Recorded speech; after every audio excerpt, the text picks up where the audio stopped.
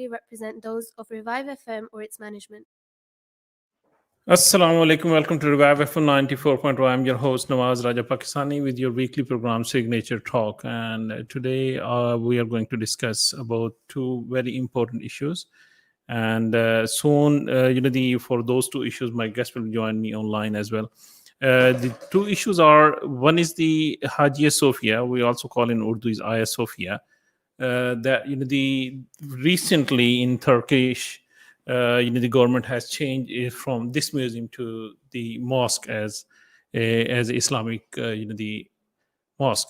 So we are going to discuss this issue with Mr. Aftab Siddiqui, who is a journalist as well. He will be soon joining us, online, and we're just waiting for him to connect as well.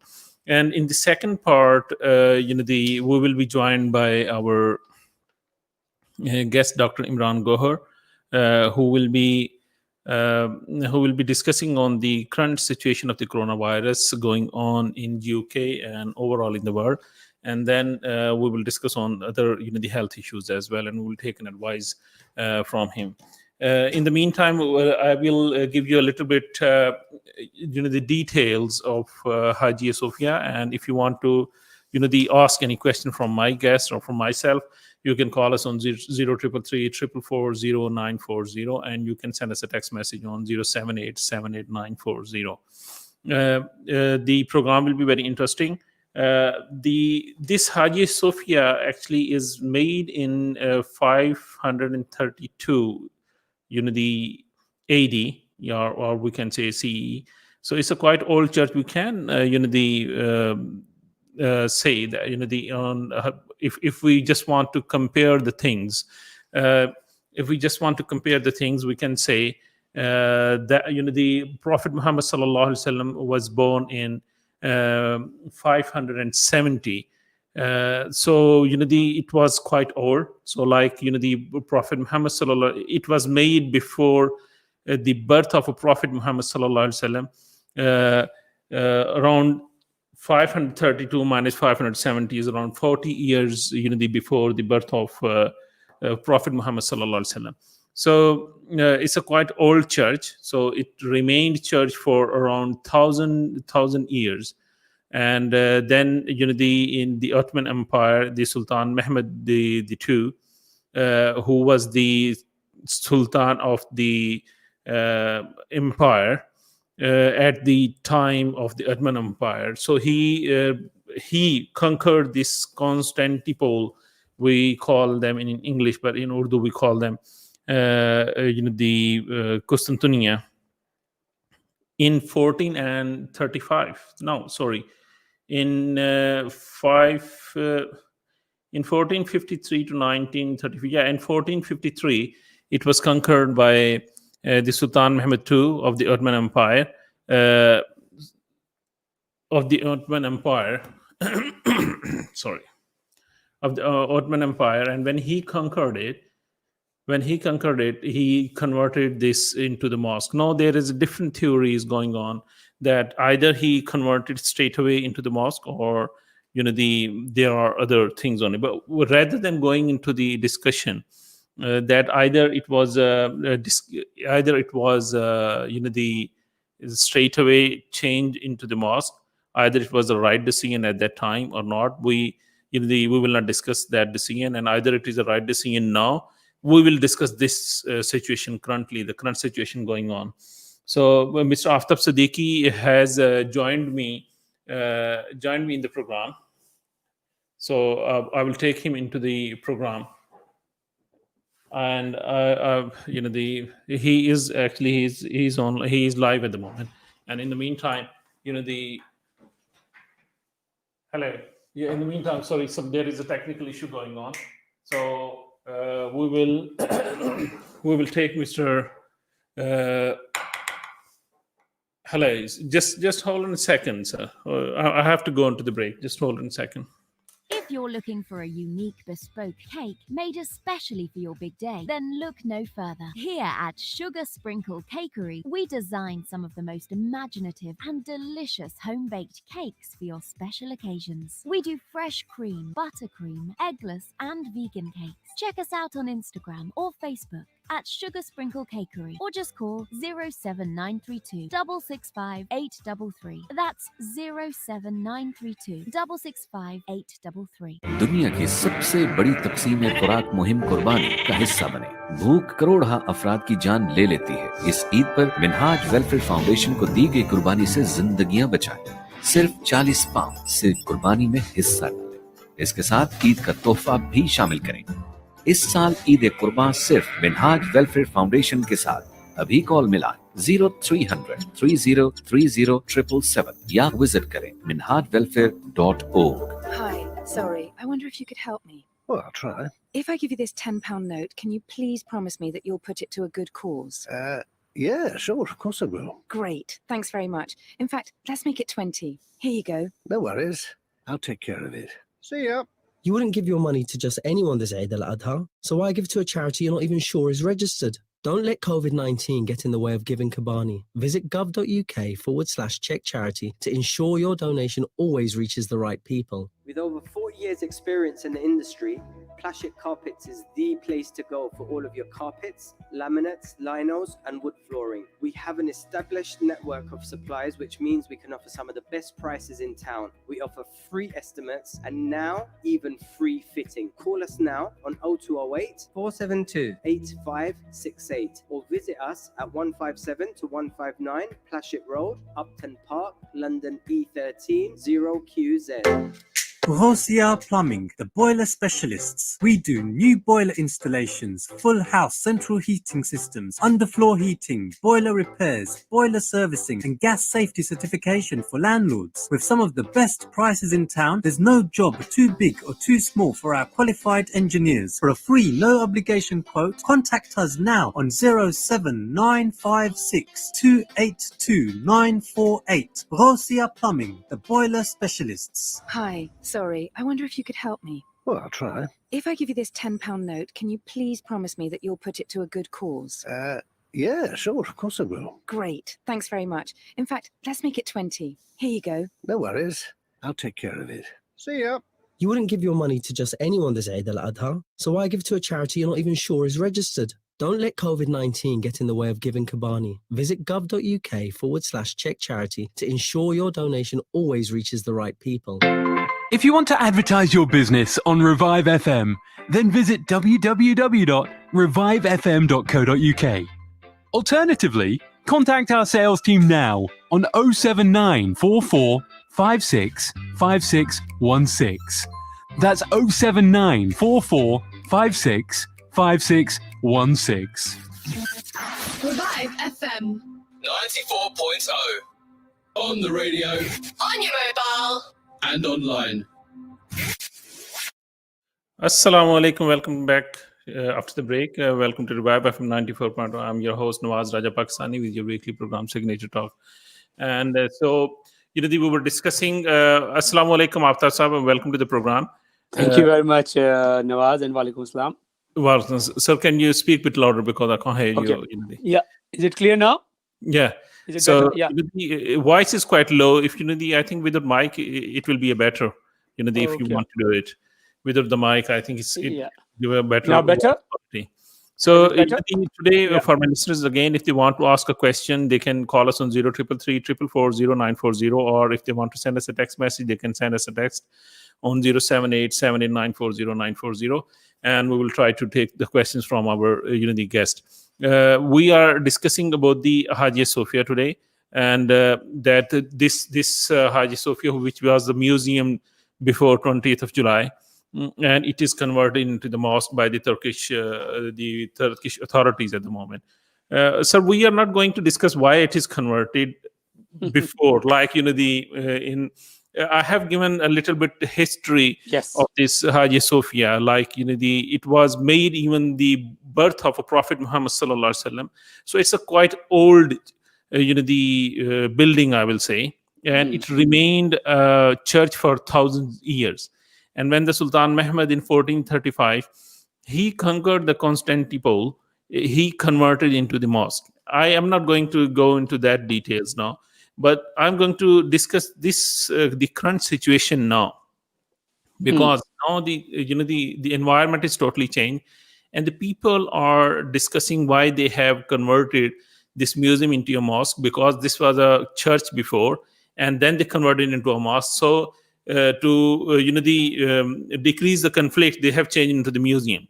So rather than again making it a museum, a mosque, people are thinking that the friction between the Muslim and Christian community will increase, and especially the people like us, we are living in the the society where people they love to respect the other faiths. So what do you think? What effect this the conversion will have on this our community here? And I will say, what will effect on the integration of our community here in UK and across the world in Europe? I think the way you have set the scene, Nawaz, and the research you have shared with your listeners is very important. You have given the good contextual situation, how historically we have come to this point where it has been converted back to a mosque and had various different transitions previously. I think it does have a kind of an impact on inter-religious harmony. And there are, I would say, many reasons either to let it continue to its status as it was as a museum, to reduce the reasons of conflict between Christian and Muslim population, both in Turkey and internationally also. But I think if there was a kind of a desire to create a place for offering namaz, or a place for offering religious, I would say, duties, then one could have also thought of making it as a center that every religion can come and practice their kind of prayers in that area. That could have created a huge goodwill across the borders, basically, and would be probably a better step, because I think we are living in a very divided world. And I hate to say, and my fear is that things like these does color the imagination of people against each other. And I think the idea is to how, I would say, tolerant we should come across, the better it is. And I think the tolerance plays both ways. All the other religious communities needs to be tolerant for Muslim, and Muslim communities needs to tolerant to them. So I think there will be an kind of thought process going on in everybody's mind, that why this has happened. And as you are thinking, I think same as our Christian friends would be thinking, and they'll be asking us similar questions. And I think the impact, I'm hoping, is not that fundamental. And because I think the religious harmony in UK has been built upon on a very long history, so you need of to bring your mic interracial. near to you, because it's quite The religious harmony. I think you need to bring your mic, which is near to you. The religious harmony between Muslims and Christians in UK has been built on a very long history of sort of interfaith dialogue.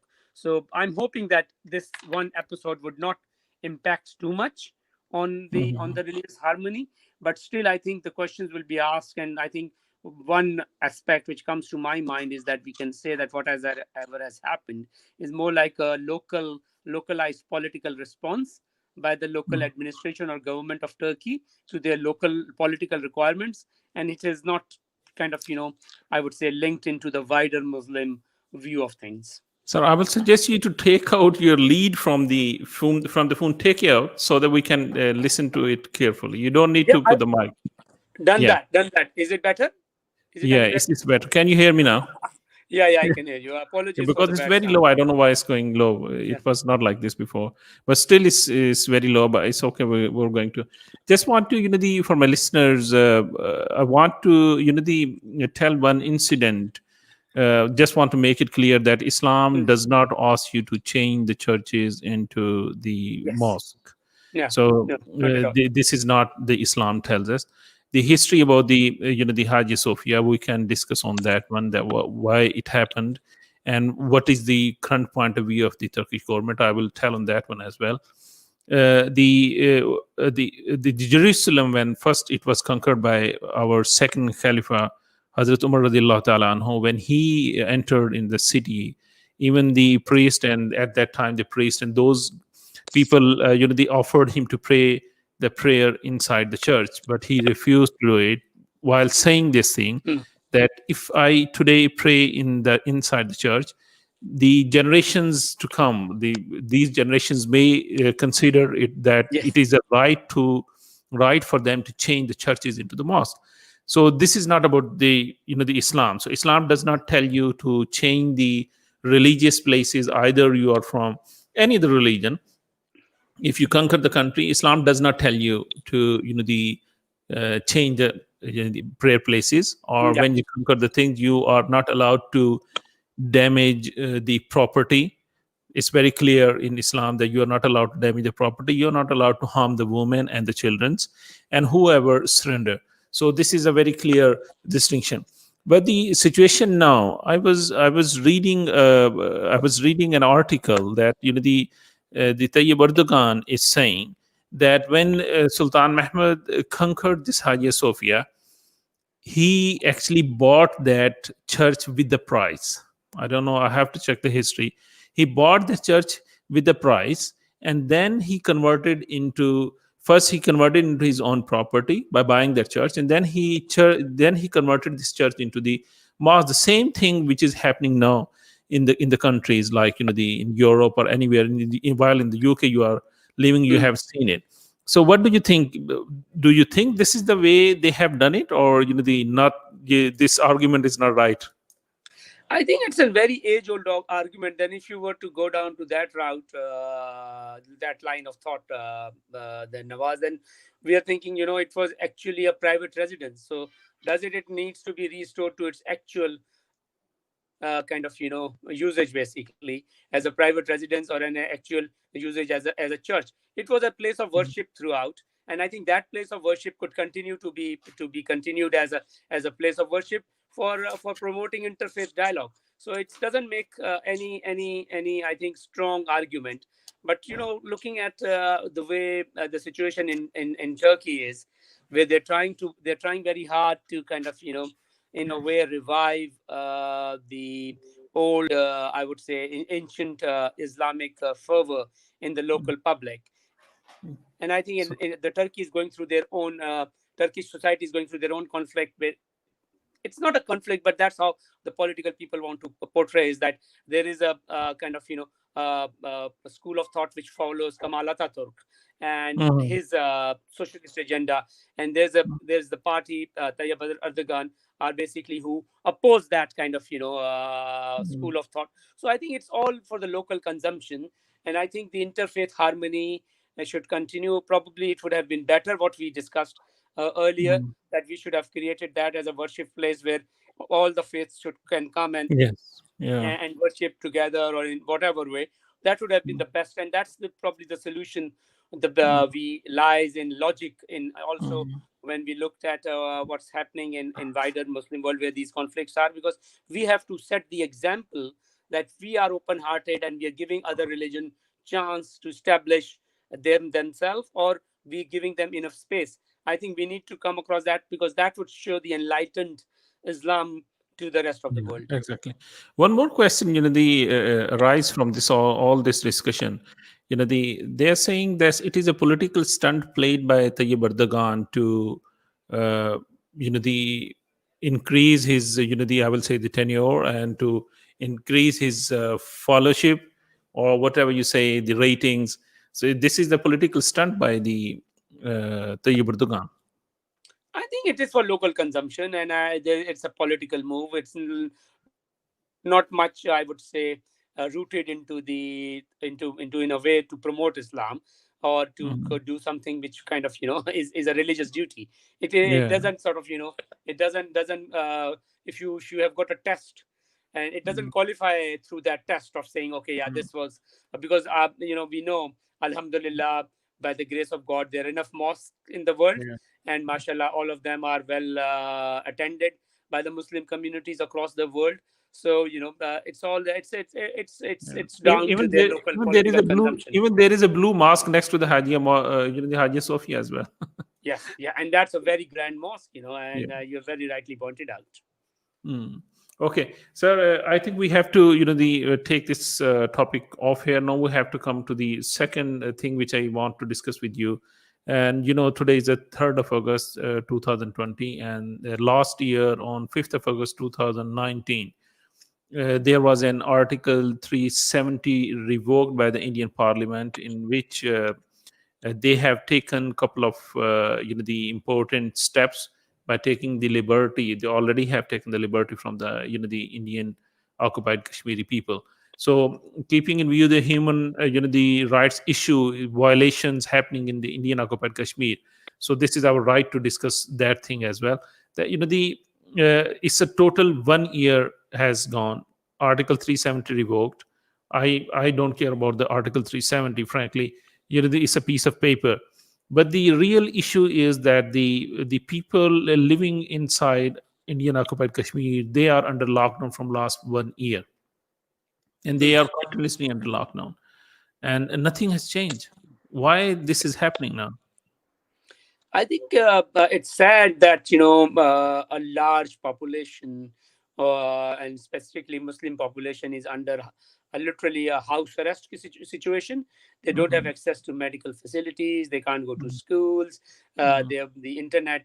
Before COVID-19 kind of came into play, they were already, I would say, facing the harsh realities of lockdown. And at of this point, I've just seen some documents coming from the Indian government where they've issued directives to the Indian occupied Kashmir government and to the Inspector General of Police to stop the all the basic level of internet and telephone service again. So it is like it's a sad, I would say, state that they are not even be able to kind of communicate with their loved ones via telephone service. So it is sad to say. And I think why it is happening, I think Nawaz, is that I think as Muslims, I think we have not been able to establish our narrative strongly to say to the world that what I would say hardships and inhuman treatment Muslims face by the Indian government is not being registered with the main political leaders of the world. For example, I would say Washington, London, and Brussels. And I think that's where the big challenge lies. And we from Pakistan, there's a lot of support for that. And I think within India, if you look at what the Congress party has said over the year, even Rahul has said the same thing, that you cannot take away established constitutional I would say provision to the one and only majority Muslim state in India, and try to sort of rule it by terror, basically. And I think that is the problem. And I think there's a constitutional struggle going on in India at the moment. There are various different appeals within the Indian judicial system where people are asking for government to reassess this thing. And I think some of the rulings may come which would put this which would put the Indian government into violation of constitution. But it will take time for those things to resolve. Here I will I want to add that the Indian opposition at least played a little bit of better role. Frankly, I will say they tried to, even when they started the lockdown, they visited the Indian occupied area, but they were not given access, and they have made quite a lot of noise.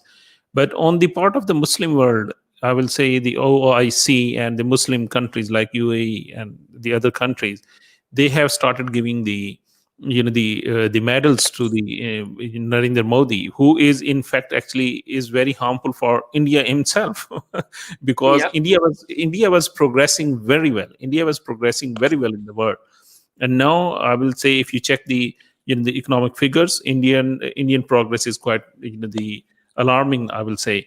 But the keeping in view the OIC and the Muslim world, they have not done anything. They have not done anything except I will say Prime Minister Imran Khan. He has done a very good speech in the UN, but again, it was a speech. There was no concrete measures taken on it.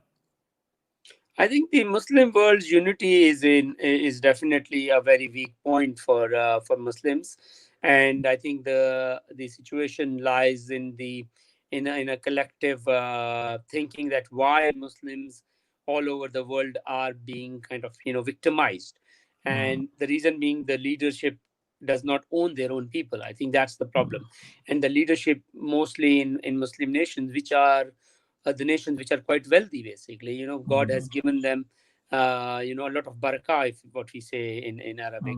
And despite of that, they don't have the courage to take a stand to help Muslims who are suffering just because of their religion, because they are a follower of Islam. That's why throughout India, the situation with the minorities is quite bad at the moment. It's not Muslims, it's even Dalit, Christians. Their holy places have been burned in South India. There's a lot of movement against the churches at the moment. So I think there is this, India is losing its secular face, which was one of the key points when we used to say that India is world's largest democracy. Yeah. There was always this background romance with Indian Yeah. politics, which was secular, but that politics has gone now, and it's a very brutal face Yeah. of Indian politics coming through in the shape of Narendra Modi and BJP Narendra Modi, for policies. So we hope that the opposition in India plays the role.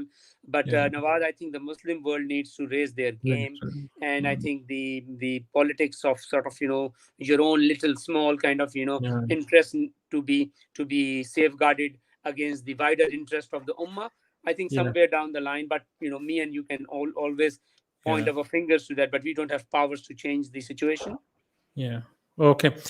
So thank you for joining the No, program. it's I a hope pleasure. the listeners have enjoyed this program. I hope we will discuss these type of issues in the future as well. So thank you for coming into the Thank program. you, Nawaz. Have a good show. Bye. Bye bye. Let's get back to the way we were, to fun, to the cinema, to gigs and galleries, the gym, the thrill of a stadium, to being with each other, to the things we love. Testing is free, quick, and vital to stop the spread of coronavirus. So let's get tested and get back to the things we love. If you're feeling unwell, get a free test now. Call 119 or go to nhs.uk. Hi, sorry, I wonder if you could help me. Well, I'll try. If I give you this £10 note, can you please promise me that you'll put it to a good cause? Yeah, sure, of course I will. Great, thanks very much. In fact, let's make it 20. Here you go. No worries. I'll take care of it. See ya. You wouldn't give your money to just anyone this Eid al-Adha, so why give to a charity you're not even sure is registered? Don't let COVID-19 get in the way of giving Kobani. Visit gov.uk/check charity to ensure your donation always reaches the right people. Thinking about selling or letting your home? With Maxwell Estates, you don't need to look any further. Well established with over 15 years of experience, Maxwell Estates are specialists in residential sales and lettings. We manage over 200 properties in and around Northwest London, keeping our landlords and tenants updated with all the latest laws and legislations. Based in Edgware, our experienced specialist negotiators always ensure we maximize the full potential of your property. Call us now on 0208 952 0808 for a free no obligation quotation, or visit our website www.maxwellestates.co.uk for further information.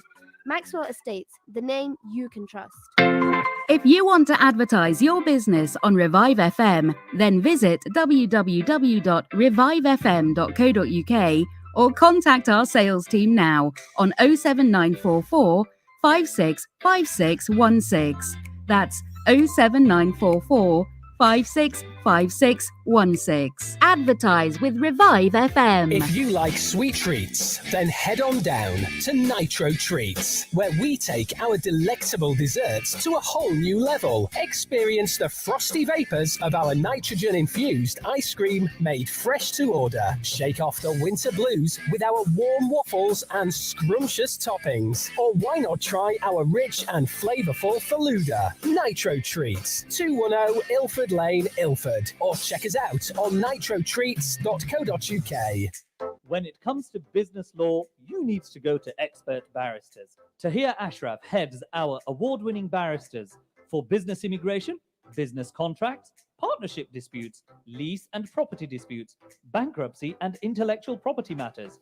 Call us on 0207 406 1455. That's 0207 406 1455. Or visit us at 5 Chancery Lane, London.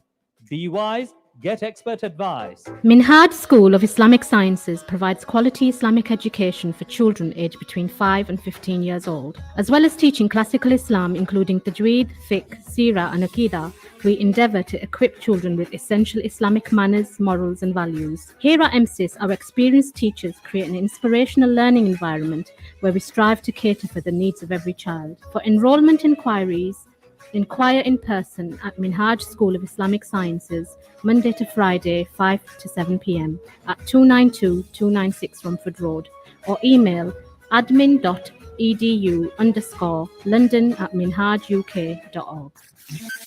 Revive FM. 94.0. On the radio. On your mobile. And online. Assalamu alaikum. Welcome back to Revive FM 94.0. I'm your host Nawaz Raja Pakistani with your weekly program Signature Talk. And this is the second and last part of the program. And this part, we will discuss about the coronavirus situation here and around the world. And to discuss this situation, we have with us Dr. Imran, who is the GP and general practitioner. Sir, welcome to the program. Assalamu alaikum. Thank you. Al-Islam. Imran, sir, we are going to discuss first a little bit news, what's going on in the media. And I was reading news. It was quite alarming. Like, the mayor of London, he was quite angry that the government had they would discuss the plan that in case there is a hype in London, they are going to close down the M25. They're going to use it M25. I don't know how they're going to use it to quarantine or the lockdown the London area. So if they are discussing these plans, so it comes in the mind that there is a possibility that we have a second wave in very near future. Yes, thank you for inviting me back again. Yes, obviously. I mean, right now, this is the biggest danger. And as you can see and hear the news across the world, everybody's talking about it in different countries, in different areas, in different cities.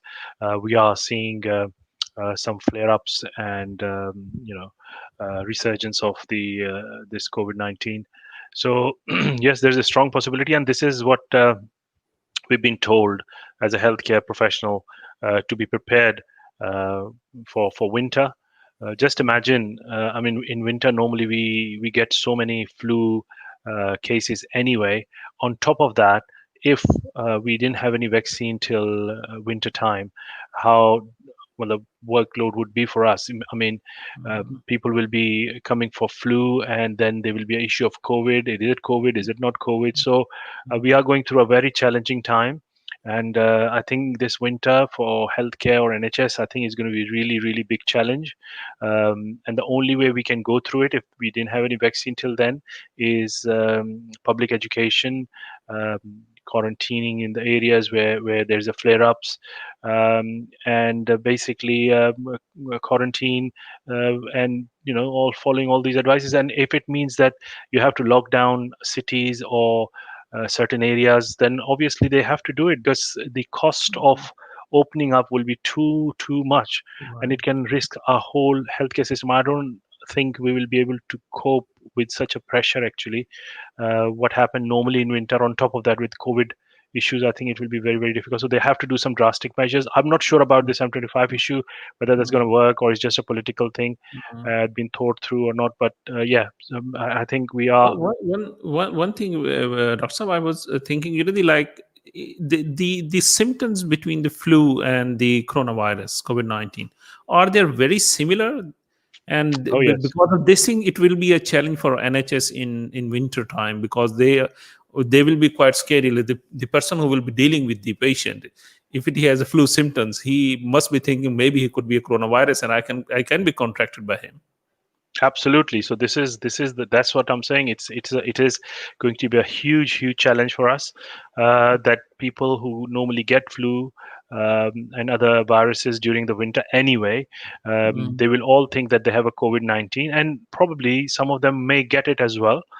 We don't know how bad the COVID-19 spread can be in the peak of winter, because at the end of the day, when we have this COVID issue in UK, it was almost March time, and we've been through the peak of the winter at that time almost. So now to see, winter time, and when we see most of the flu cases are from November, January, February actually. So I don't know how it's going to be, but yeah, you're right. I mean, it's going to be a very, very difficult task, and there's no way to differentiate between the two apart from doing the tests. Okay, as you're saying, there's no way to differentiate between apart from doing the test. So there is one kit which I was checking it on the BBC today. That there is a very small disc of the blue color, and they're saying this kit is capable of doing the test and giving the result within I think 30 minutes to 90 minutes. Yes, And 90, 90 minutes. they are going to roll out to all the the GPs and schools and everywhere. So I think, what do you think? This will be a game changer as well? I'm not sure whether it's going to be a game changer, but it will be quite helpful. For example, as I said, let's say if we have two patients who are severely ill, and we're not sure if one has COVID or not, then at least we can quickly check 90 minutes. If we get a result and it's pretty accurate, then at least we can deal them accordingly. For example, if a patient don't have a COVID, then at least we can see the patients and invite them, or whatever we can do more independently. With confidence, with confidence, and otherwise, if it's a COVID, then the whole different protocol will kick in, and even if they have to go to hospital, there's a different protocol for that. So I think yes, it will be helpful. Not only for that, actually, it can be quite helpful and useful for our own staff as well, for NHS staff, because what happened in COVID time, we had so many people who gone off sick actually. And because we didn't have any kits to test them initially, so it was very difficult for us to say no, you don't have a COVID or not. So that created a staff issue in NHS as well, and other places. So at least if the test results can come back quicker, then people can be tested, and they can be told that whether you're safe or not safe to go back to your workplace. So yeah, obviously, I think it's a great development, and I think it can be used hugely, even for passengers as well. I think people who are coming from abroad or going abroad, at least that can be used. How I think it is quite accurate, so hopefully it will be rolled out on different places, and let's see how it pan out. Will it be available for the private, the people, like if I want to go out and I want to do this test, will it be available to me as well, or just it will be available in the hospitals and the schools? Well, I'm not sure right now how it's going to pan out, because that's a next stage. First of all, to get the results quicker is first thing. So once you achieve that type of technology, then the next step is how you roll out. Obviously, like initially the normal test was rolled out. It takes time for the government to roll out these type of things. I think they want to make sure, first of all, what's the accuracy actually.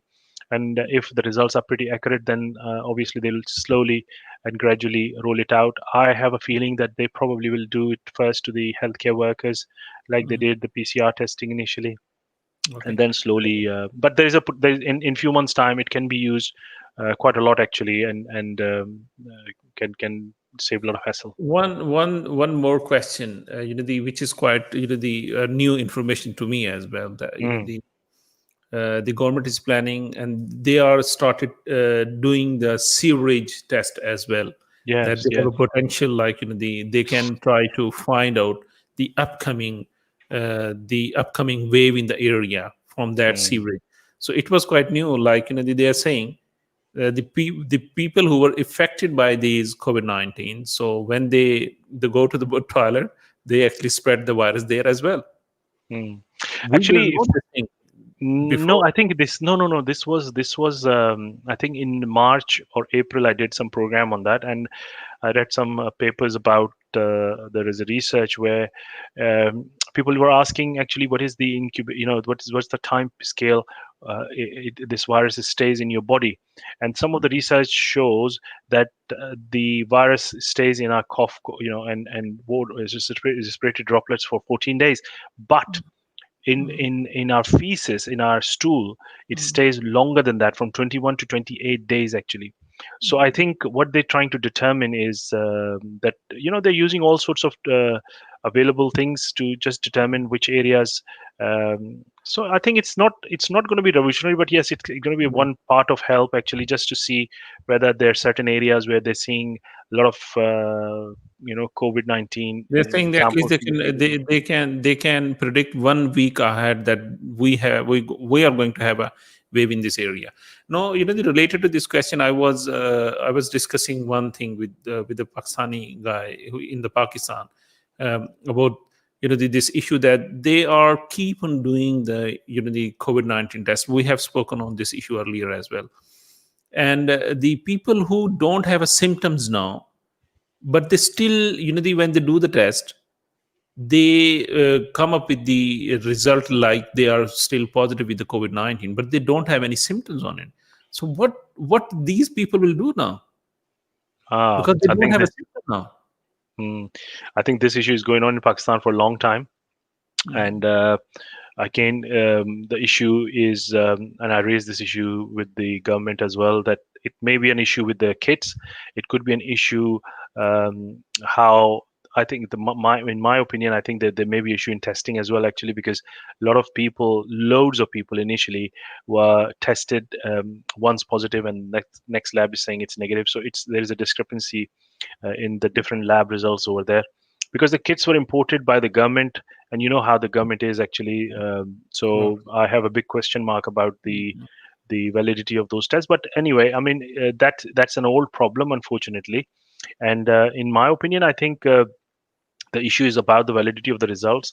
Again, they still haven't got any kind of stable protocol to say. They just keep on testing people. So I No, think. one question is coming in my mind, Dr. Sir. The point is, let's suppose if I have a COVID, if I had a COVID, and after 14 or 15 days, they tested, they said I'm a positive, and 14, 15 days is gone, 40 days gone, I'm living in UK, and my all symptoms gone, I'm recovered, and then we have done the second test, but I'm recovered, everything is going fine, but still, there is a possibility that it will show the positive sign. So Like it I will don't come. think Is there any in such type of case in UK like this? So in UK, we are not doing these tests. If suppose, let's say somebody had COVID and we checked them and it came back positive, 14 days of isolation, they got better. So we're not testing them again, actually. The only test we do in suspicion of COVID, and they were not tested when they had the symptoms, we test them for the antibody testing, actually. And that just tells us whether you had a COVID or not. Apart from that, we're not doing these type of tests routinely, repeatedly, in UK at least. Because there's no point. So if I had a test, I had symptoms or no symptom, whatever, let's say positive, then you just isolate yourself for 14 days, and you don't have to keep repeating the test. The only But test which can. is there not a risk that if my test is, after recovering, my test is coming positive, I'm spreading it to the people as well? Well, we didn't have this problem in here. We didn't have this problem in here, so I can't comment on that. We didn't have any patients who said that they were tested positive, and then they came back positive after like 20 days. We didn't have any issues like this here, but yes, I'm hearing that in Pakistan. That's why I'm saying the issue, in my view, may be with the validity of the testing kits. People are. It's very challenging. It's a very difficult one to answer, actually, because there is no right or wrong in that. People are, they're relying on the lab results. I normally advise them to, if first result came back positive, they self-isolate for 14 days, and if they're symptom-free, then assume that they're fine to go out, rather than keep on getting a test done. The only test I would advise to get done maybe is a antibody test, but again, over there, the validity of antibody test is not guaranteed either. So I think. Again, I mean, if your testing kits are not reliable, it's a challenge. The last question about the coronavirus, then we will go to the second topic, which is related to this coronavirus as well, I will say. I have one of doctor who is working in here as well, but he's saying that with these antibody tests, normally if you do it after even 10 years or 20 years, these antibody tests tells you that you have this type of disease like 10 years ago, or whatever time you say. But with the coronavirus, he's saying that there is an issue that sometimes, even if you do a test after a month with these antibody tests, you will the antibody test will say you don't have a coronavirus with it, whereas you have these coronavirus in past month or 2 months ago. So is there any issue going on with these antibody things as Actually, well? actually, the antibody testing is so every virus have a different type of lifespan to show antibodies in your body. With COVID, because it's a new virus, so we don't know how long the antibody can stay in the system. But as far as I'm aware, I know some people who had definite COVID in like March, and they were tested for antibody last month. So if you calculate from March, April, May, June, almost 3 months later, and it came back positive. So at least I can say that the validity is for 3 to 4 months.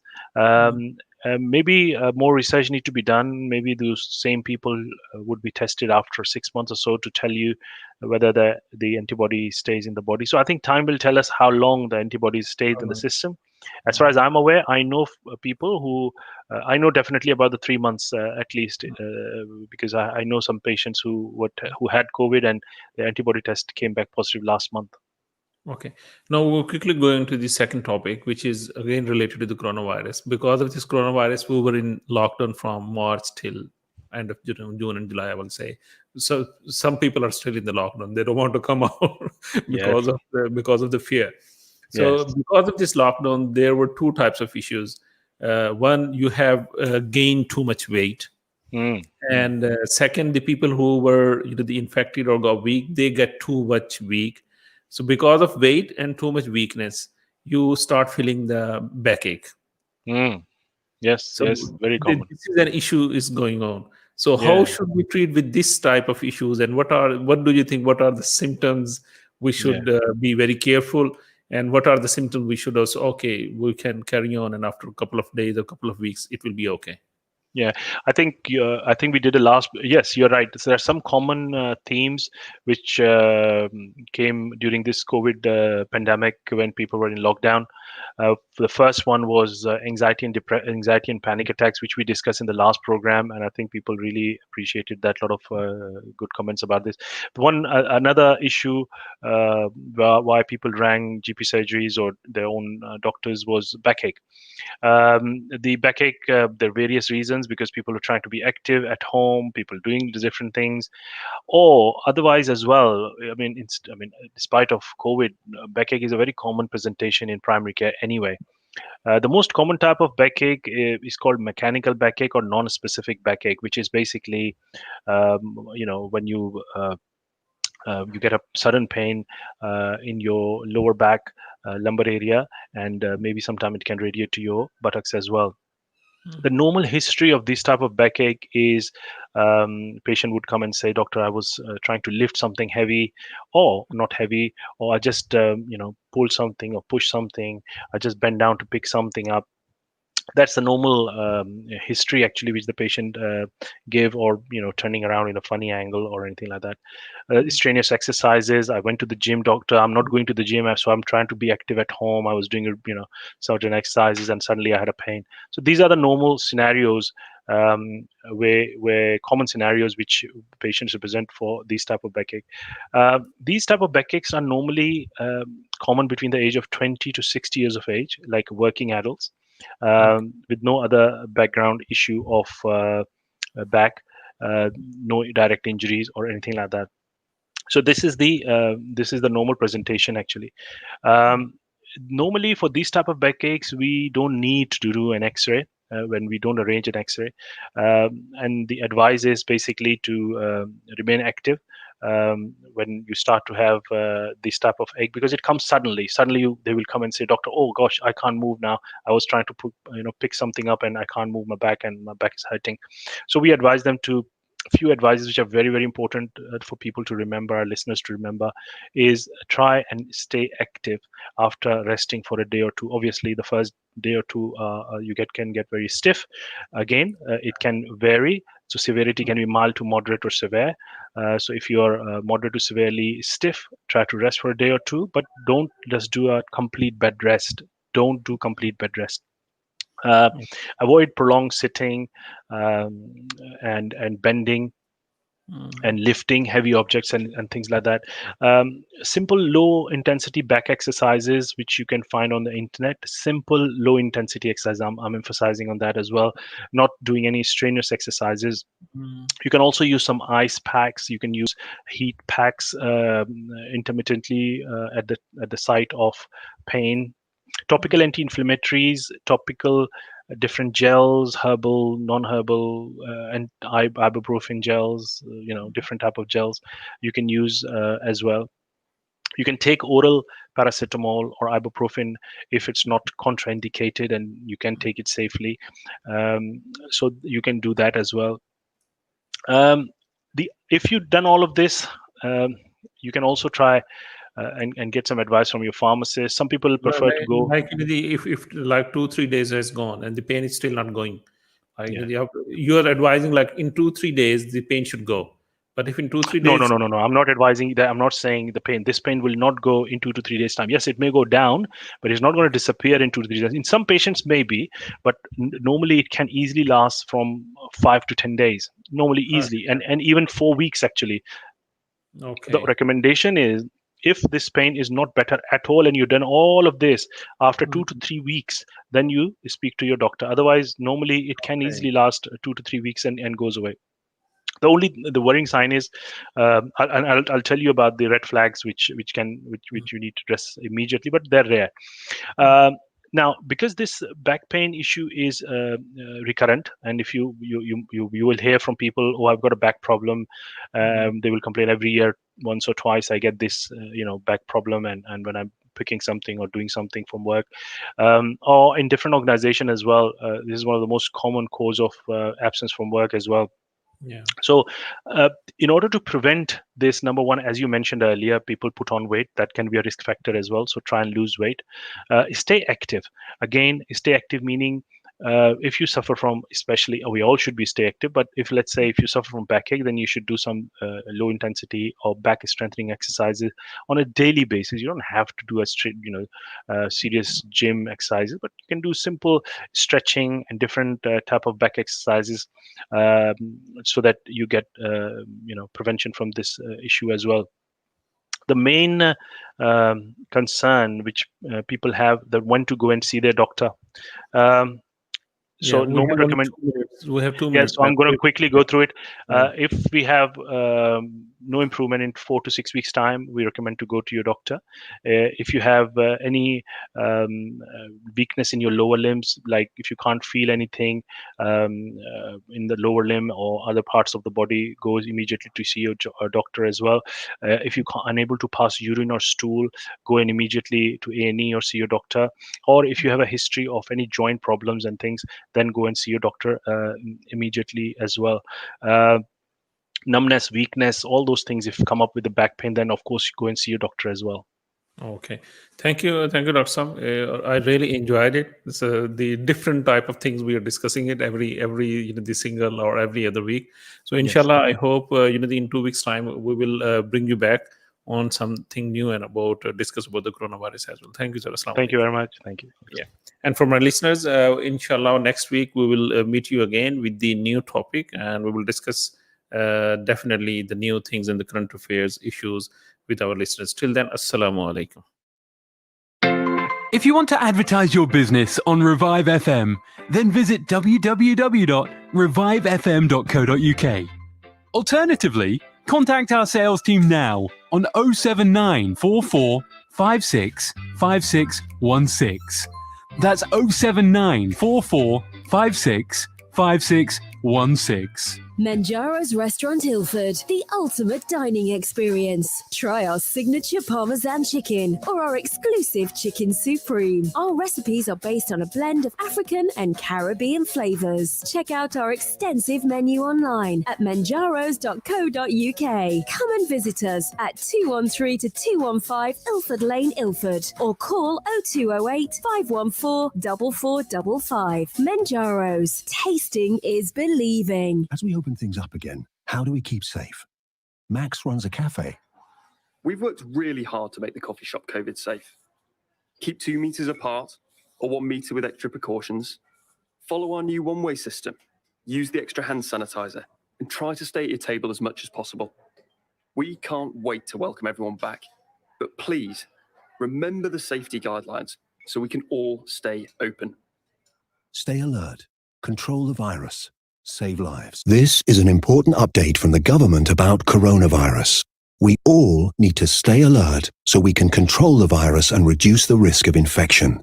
Staying alert means you must stay at home as much as possible. Work from home if you can. Limit contact with others. Keep your distance if you go out. And wash your hands regularly. Do not leave home if you or anyone in your household has symptoms. Stay alert. Control the virus. Save lives. Minhaj School of Islamic Sciences provides quality Islamic education for children aged between 5 and 15 years old. As well as teaching classical Islam including tajweed, fiqh, seerah and aqidah, we endeavour to equip children with essential Islamic manners, morals and values. Here at MSIS, our experienced teachers create an inspirational learning environment where we strive to cater for the needs of every child. For enrolment inquiries, inquire in person at Minhaj School of Islamic Sciences, Monday to Friday, 5 to 7 p.m. at 292-296 Romford Road, or email admin.edu_London@minhajuk.org. Thousands of people who suffered sexual abuse as children have now been heard.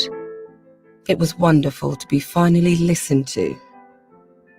The Truth Project, part of the independent inquiry into child sexual abuse, will close in 2021. But for now, we're still here to listen, to hear your experience, and help create a safer future for children. Search Truth Project. Hi, sorry, I wonder if you could help me. Well, I'll try. If I give you this £10 note, can you please promise me that you'll put it to a good cause? Yeah, sure, of course I will. Great, thanks very much. In fact, let's make it 20. Here you go. No worries. I'll take care of it. See ya. You wouldn't give your money to just anyone this Eid al-Adha, so why give to a charity you're not even sure is registered? Don't let COVID-19 get in the way of giving Kobani. Visit gov.uk/check charity to ensure your donation always reaches the right people. Revive FM 94.0. On the radio. on your mobile. And online.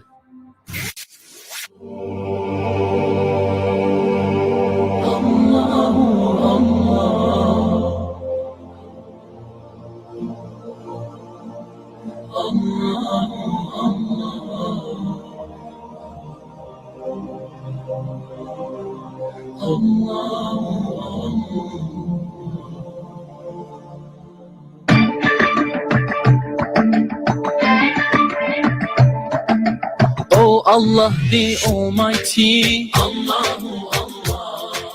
protect me. This is Revive FM 94.0 with the latest news from around the world. From the Sky News Centre at 5, Downing Street's refusing to confirm reports that Russian hackers stole top-secret documents about a trade deal with the US. The Reuters news agency claims the email account for the former Trade Secretary Liam Fox was accessed last year. Former SDLP leader John Hume has been described as one of the greatest